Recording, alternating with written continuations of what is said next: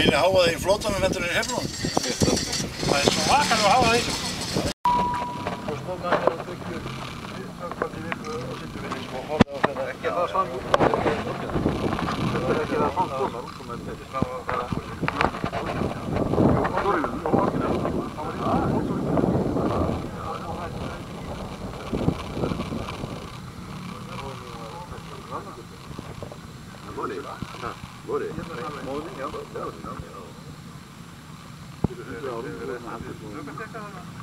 Já, við heldum að þetta var afmæli mömmu núna 1.